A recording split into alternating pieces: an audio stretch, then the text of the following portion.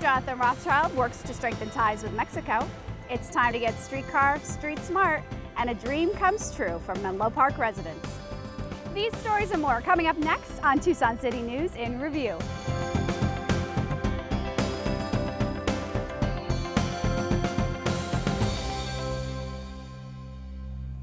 Hi, I'm Elaine Mandel, and welcome to Tucson City News in Review. It's a really exciting time with Sunlink streetcars all around us. We're going to tell you how to get streetcar street smart. But first, a Borderlands trade conference was held recently to take advantage of our proximity to Mexico. Drive 60 miles south of Tucson, and this is what you'll see. We're the closest major U.S. city to the deepwater port of Guaymas, which serves not just the Americas, but the Pacific Rim. That gives Tucson a powerful geographic opportunity to boost local economic development. And that was the focus of a recent Borderlands trade conference spearheaded by Mayor Jonathan Rothschild. In the United States, we are a commercial gateway to Mexico.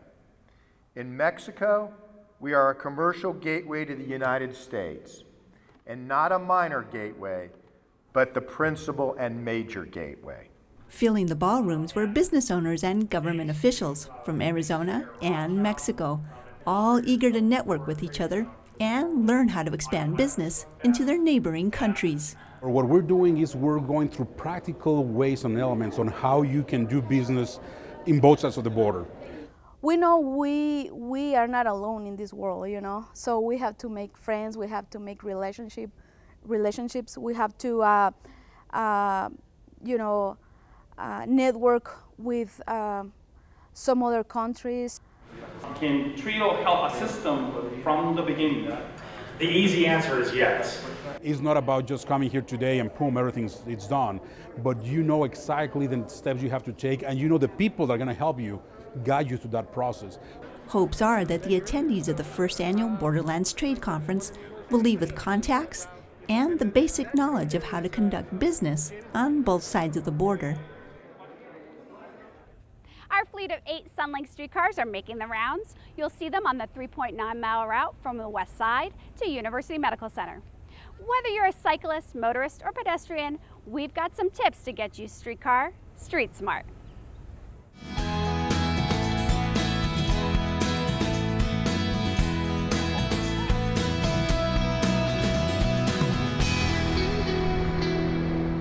I'm Elaine Mandel. Now that the Sunlink streetcars are sharing the road, we've added a few more travel tips. Whether you're a cyclist, motorist, or pedestrian, we'll show you how to safely travel in Tucson's streetcar corridor.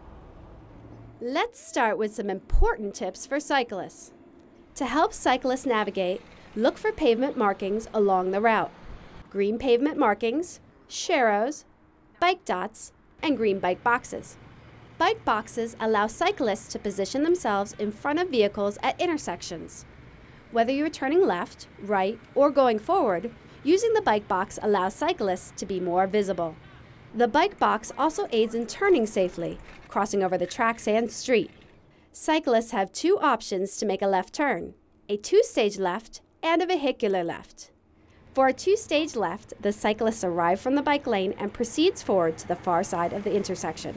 With a pivot, the cyclist faces towards the intended direction, pauses, and then moves with the next phase of the traffic signal, crossing the tracks safely at as close to a right angle as possible. To make a vehicular left, the cyclist approaches the intersection, checks to ensure that all is clear, signals, then crosses over the track at as close to a right angle as possible, yielding to oncoming traffic and obeying traffic laws and signals. Other street markings designed to guide cyclists include bike dots and green pavement markings. Sharrows, or shared lane markings, have 2 benefits. They help cyclists position themselves safely within the lane, and they alert motorists to the presence of cyclists in the same lane. Remember, a sharrow indicates that a lane is shared. It does not mean that a lane is dedicated to cyclists. In certain areas along the route, cars parked on the street create door zones. A door zone is the space needed for a door to open on a parallel parked car. To stay safe, cyclists should avoid the door zone. When riding near the tracks, watch your wheels. Riding between or parallel to the rails is risky, and meeting the tracks at the wrong angle can be dangerous. The wheels of a streetcar sit on top of the rails, but the wheels are guided in grooves called flangeways or track gaps. The gaps are a bit wider than the typical bike tire. If a rider crosses the track at a shallow angle, the tire can drop into the groove and result in an accident. Keep in mind that near some streetcar stops and at some intersections, the tracks move over to hug the curb, which can lead to an otherwise avoidable squeeze. A little wobble here can lead to big trouble. Sometimes it may be best to take an alternate route. We touched on this earlier, but now that the streetcars are moving, this bears repeating. Riding a bike between a moving streetcar and parked cars takes concentration and care. Cyclists must pay attention to both the streetcar and watch for drivers opening a vehicle door into your travel zone or moving a vehicle in or out of a parking space. Streetcars will stop to pick up and drop off passengers at 23 stops along the route. It can be tempting to pass a streetcar while it is stopped, but it's not safe or legal. A Sunlink streetcar is almost 12 feet tall, so pedestrians cannot see cyclists coming around a streetcar, and you can't see pedestrians. Look for transit-only signs along the route. These lanes are only for buses and streetcars, not cyclists and motorists. Avoid the door zone. Control your speed. Use green bike boxes. Cyclists have two options for left turns. Cross tracks as close to a right angle as possible. Avoid leaning into the turn when crossing the tracks, but rather stay as upright as possible. Don't pass a stopped streetcar. Do not ride in transit-only lanes. Pedestrians, stay alert. The Sunlink streetcar, powered by electricity, moves quietly. Whether you're walking or riding, keep an eye out and use caution. Now here are some more tips for pedestrians moving along the streetcar corridor. Take care when walking over the track to avoid potential spills, or catching high heels, canes, or anything with wheels in the track gap. Streetcar stops are located in the middle of the road and on the side of the road. That means you may be crossing the street to board at stops using new crosswalks. Use only designated crosswalks. If there is a walk signal, obey it. Look both ways before crossing and keep children close. So above all, be alert. New streetcar stops and vehicles may prevent those along the road from seeing pedestrians and may block pedestrians from seeing all the street action. So take care, obey all traffic signals, and cross only at designated locations. Now that the Sunlink streetcars are moving along the route, we want to stress these important pedestrian safety tips. Streetcars are electric and quiet, not like other vehicles on the road.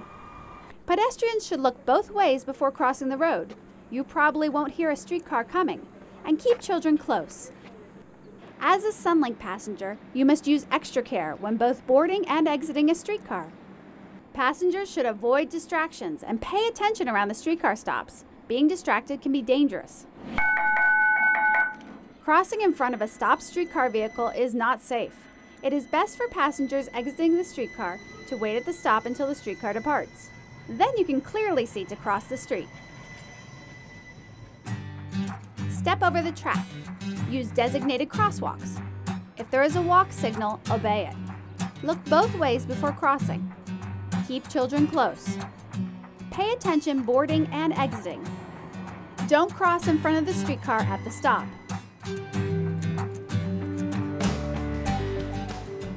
Motorists will share a travel lane with the Sunlink streetcar vehicles. Streetcar operators must obey the same traffic and speed laws as any motorist. If you're driving, be alert, stay focused, and signal your intentions. Everyone traveling along, around, or across the Sunlink streetcar route should be on the lookout for upgrades, changes, and new ways of interacting with other travelers. Roadway space and safety demands may require you to drive on the streetcar track. Driving on the track is the safest way to share the road. This is perfectly safe. The rails will not damage your vehicle. Remember, overhead lines are hot. Green bike boxes and pavement markings indicate a cyclist zone. Don't stop on top of a green bike box. Keep it clear for cyclists. Also, some intersections that have a green bike box do not allow motorists to turn right on red. Look for the signs. When parking on the street along the route, pause and check your mirrors for cyclists, motorists, and streetcars. Exit your vehicle with caution. Sunlink means motorists will be navigating a new landscape. There's new development along the route. You may be sharing a travel lane with the streetcar. There's new directional signs, signals, and pavement markings. Here are some tips for motorists. When streetcars and vehicles occupy the same travel lane and a streetcar stops, the motorist behind the streetcar must also stop. It is not safe or legal for a motorist to pass a streetcar while it is at a passenger stop. Because a streetcar is nearly 12 feet tall, motorists cannot see around it and others cannot see you. Watch for transit-only signs designating certain lanes for the streetcar and buses. That means no motorists or cyclists. Signs will clearly indicate when the transit-only travel lane ends and when it's okay to make a right-hand turn. As a motorist, be aware that when parking on the street adjacent to the streetcar tracks, your vehicle must be within the marked white lines of the parking space. The Sunlink system is a fixed loop route. When a streetcar is blocked and stopped, you may delay other transit and other passengers from reaching their destination. If your vehicle is parked incorrectly, it will be towed to an impound lot. You will have to pay a fine, towing cost, and impound fees. Remember, there are more than 11,000 parking spaces along the streetcar route, garages, surface lots, and street parking. For more information, visit the Parkwise website. It's safe to drive on the rail. Do not stop on green bike boxes. Watch that right on red. Do not pass a streetcar at a streetcar stop. When parking along the route, park within white lines. Do not block the streetcar, even with a mirror. Pause before exiting. Open vehicle door with caution. Avoid transit-only lanes. With a little care and a little attention to each other, we can negotiate the Sunlink streetcar line and enjoy all the benefits it brings to our city. For more safety information, visit the streetcar website at www.sunlinkstreetcar.com. Get streetcar street smart. It may have taken 15 years, but for these Menlo Park residents, it was worth the wait.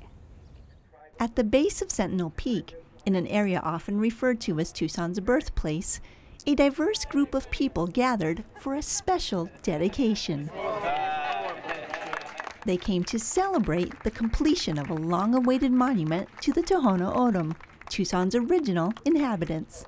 We really appreciate the history, the culture, everything that the Tohono O'odham have contributed to this place.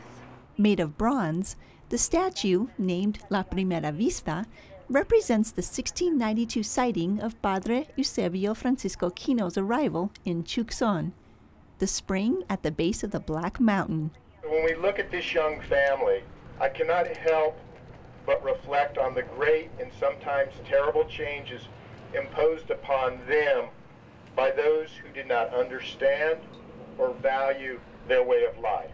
This day, 15 years in the making, is a lesson about the value of persistence. This was getting to a moment where I could not believe a dream could come true. And this is one of the dreams that has turned into a reality. Many worked on the project, people like Greg Hart, who emphasizes the statue's symbolic importance. This was important to remember what preceded the European inhabitants of this valley. The first people have been here for 4,000 years, and there's been very, very little, if any, public art representative of their presence. And I and many others thought it was very important to remember them and to honor them publicly with this statue. So let this day, let this statue serve as a reminder of the primacy of Native people in this region and in this country.